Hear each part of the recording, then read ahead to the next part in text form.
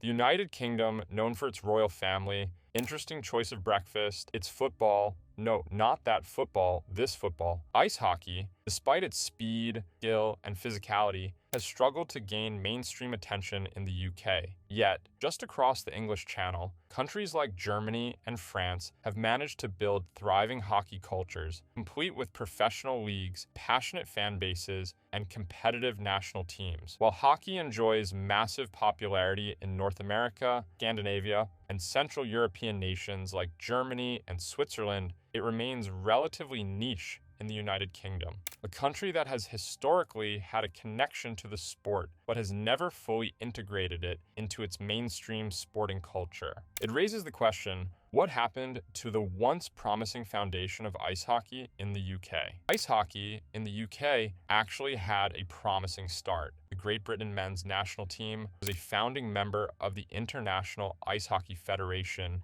in 1908. In the early 20th century, they were among the top teams in the world, winning the first International Ice Hockey Federation European Championship in 1910 and taking home a bronze medal at the 1924 Winter Olympics. Then came their greatest achievement. In 1936, the United Kingdom won Olympic gold. It was an incredible feat, but there was one catch. The team was made up largely of British Canadians who had developed their skills in Canada's much stronger hockey system. While it was a historic victory, it wasn't necessarily a reflection of a thriving hockey culture in the UK itself. After World War II, hockey in Britain faded into the background. The sport struggled to grow domestically, and Team Great Britain disappeared from the top levels of international competition for decades. They wouldn't return to the elite tier of the International Ice Hockey Federation World Championship until 1994, only to fall back down again shortly after.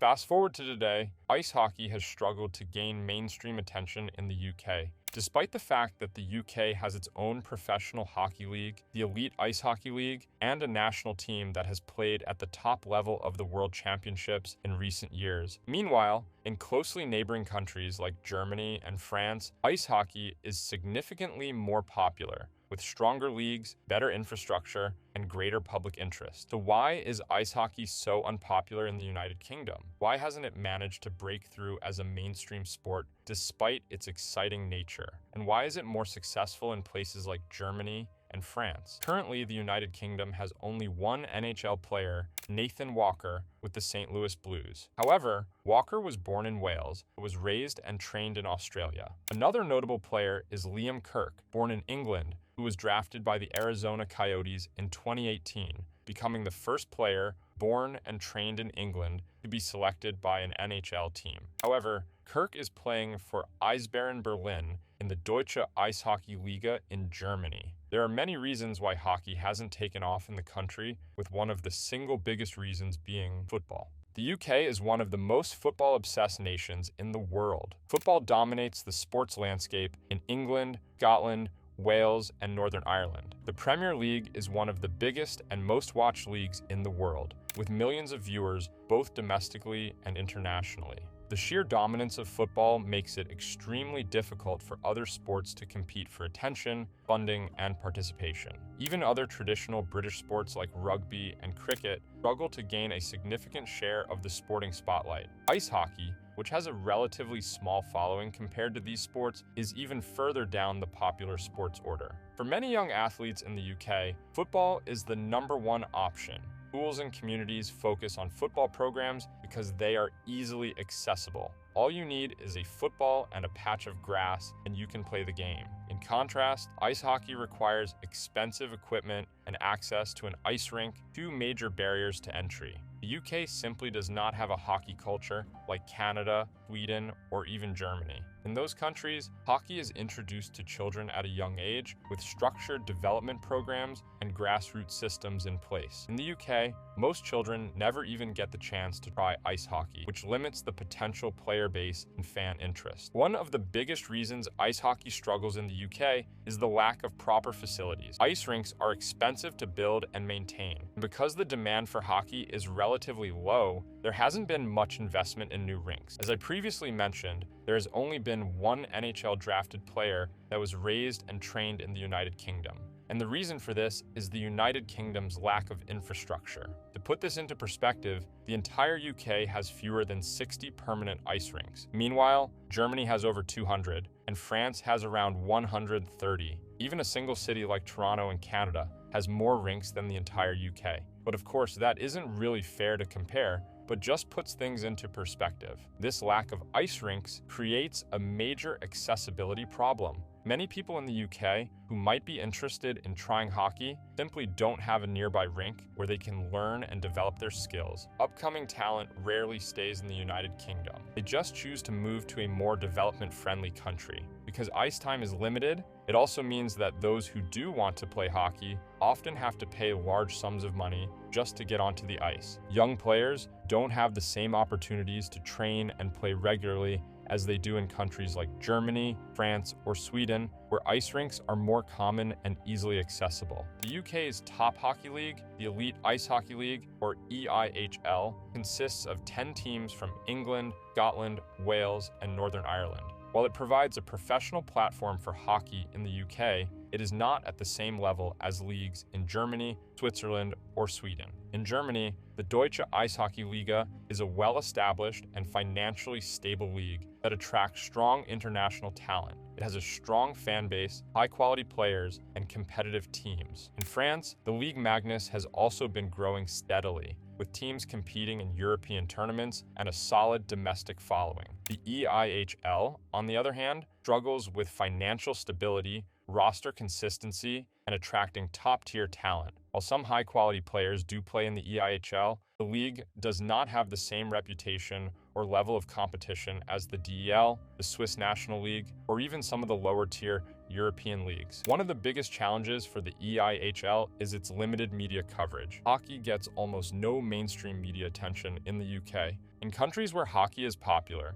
you can find games broadcast on television, covered in newspapers, and discussed in sports media. In the UK, hockey barely gets a mention in mainstream sports coverage. For example, a top-tier EIHL game can attract thousands of fans in an arena, yet receive zero coverage on the BBC or on any major news platform. Meanwhile, a lower division football match with only a few hundred spectators will get a full match report and analysis. However, not all is bad for the United Kingdom's hockey scene. Hockey in the UK is actually growing, with record highest registered players participating in the sport. In terms of live attendances, it has become the most watched indoor sport in Britain, according to the EIHL, and the third most popular winter sport, after football and rugby. The Sheffield Steelers, one of the most successful teams in the EIHL, play their games in front of thousands of passionate fans. The league has seen increased interest with sellout crowds and growing engagement from a dedicated fan base. The introduction of more entertainment elements, such as light shows, pre-game theatrics, and social media engagement, has helped draw in new audiences. Additionally, the increased availability of hockey on free-to-air television, such as Free Sports, has given more exposure to the sport. Even the United Kingdom's national team has shown they can go against the odds and show some great performances. In 2018, they made a shocking return to the top division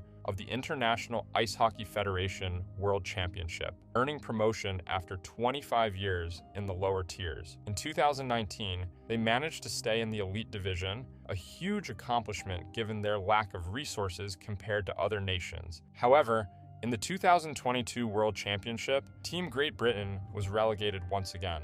They bounced back in 2023, winning Division 1, but in 2024, they finished 15th in the top division and were relegated once more. Their constant movement between divisions highlights the challenges of competing at the highest level when the sport isn't widely supported at home.